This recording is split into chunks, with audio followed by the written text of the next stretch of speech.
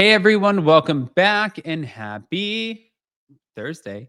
All right, guys. Well, I am so excited because I didn't know that Katie Ginella was going to be sitting down with Nick Vile for the Vile Files podcast. So I'm like, oh, okay. Wait, what are we going to say?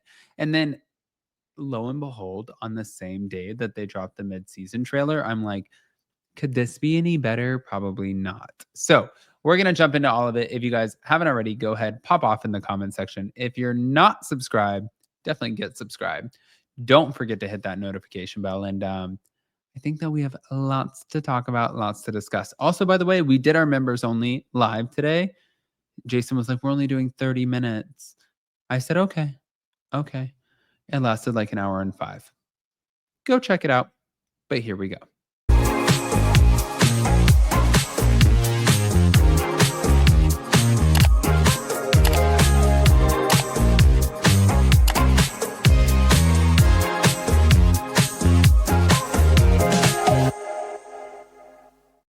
All right, guys, before we check it out, you guys are always asking me about my skincare, and I've told you that I'm not feeling the best. And what's keeping my skin glowing and the best is my Blue Mean Face Pro 2.0. I keep this very straightforward and honest with you guys, especially new members. It's not really like a big secret. You can change the settings, but it uses little microcurrents. So if you hear it, it sounds like a little massage. Oh, it's so nice. And it uses the microcurrents to lift, illuminate, rejuvenate your skin, and take the inflammation out. The best part is normally this guy is $300. If you click on my link in the description, also pinned in the comment section, you get $200 off. And if you don't love it, they will refund you 100%. Now with that, let's get into some of the takeaways. Thank you to Bywig Hello Drama. Here we go.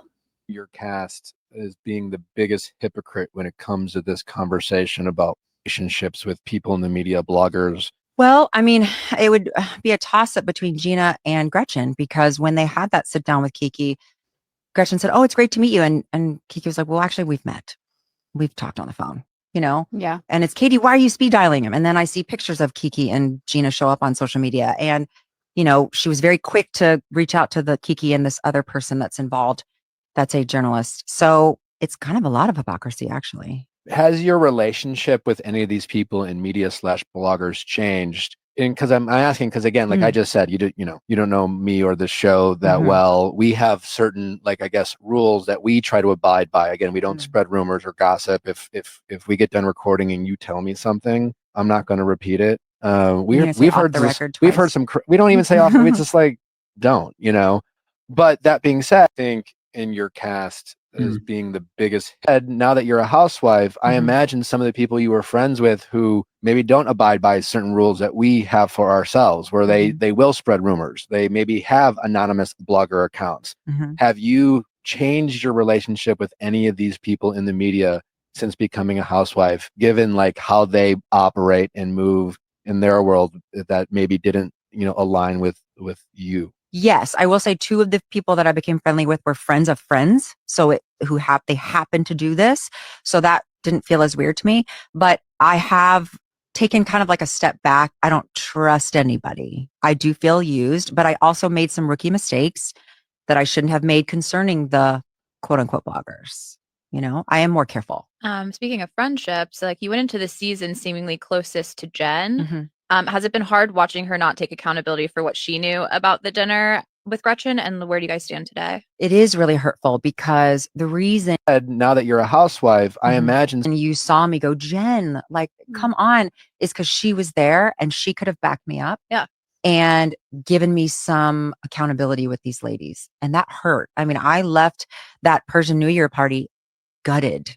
I mean, I was seriously depressed for days. I laid in bed and cried. And then thereafter, weeks after, anytime anyone would mention her name, I would just burst out in tears. And so it hurts, because I loved her. I invested so much time in her. Our kids became friends. We hung out with our significant others together. She came to my house all the time. So it didn't feel great. No. And as of now, we do not speak. She used what's going on with you to kind of get in with them, because she was on the outs with everybody last season. I don't know if it's that, but I feel like she saw me going down, and she didn't want to go down It with wasn't me. right. And you saw me go, Jen, like, come on. Can I just say really quick, just to sort of back Katie in this, because I feel like I have to. She's not wrong in the sense like Kiki did say, "Oh, well, we have talked before." Like whether or not you want to say, "Oh, well, that was just a phone call," whatever. But then with Gina Kirschenheiter, which okay, um, being in attendance at that sit down, knowing that you've also had multiple conversations or meetups with Kiki Monique, I'm kind of like, well, now you're in question a little bit. Like, who actually is telling the truth? That has been like the number one question. It's like the $1 million question this entire time is who is telling the truth and who is not? Because right now, Katie is exposing everyone. And I'm just sitting back watching with the popcorn, like, mm, mm, mm. Yeah. But we're not done. Yeah. That's true. What's your take on the bloggers calling out Emily and Gina for dominating the group? Give me a for instance. I don't know what you're talking about. I mean, that was my question in general, because I mean, I'm team you, but like I appreciate that. as someone who like, I mean, I consume the blogs, and like Mhm. I just my take too, as well as like I've loved Gina and Emily, but like it just after that night, after the Mhm. lie detector, it seemed like they left you out to dry. Like it was almost a Mhm. setup, in my opinion. It And then was. just I think the blogs, in my opinion, are calling them out for it. They are. And like noticing that it was kind of like a setup and that they just piled on you. It definitely felt like a pile-on, and I thought it was a setup. I went You home. thought it was rigged. Yes, and I went home, Googled this guy. He came up, picture came up. My 21-year-old daughter was like, "Oh, I've seen him. Yep. I saw him on Jake Paul." I'm like, "That's Yeah, interesting." there's allegations allegedly that there's a pay for play. Correct. It's you situation. can look at a website that might belong to him. Yeah. That's What's your take on the bloggers calling out Emily and I mean, so just to kind of piggyback that, Teddy and Erica just also called this out, and a lot of people are calling this guy an actor. Um, if you guys are not totally familiar, I didn't know anything about Jake Paul, but what I did know was that this was the same guy who was orchestrating the lie detector test that was given to Lisa Vanderpump when it came to Lucy Apple Juicy, the dog for Puppygate when Lisa Vanderpump sat down. So yeah, that was a little wild to me. And I kind of sat there and I thought about it and I'm like, something ain't right about this.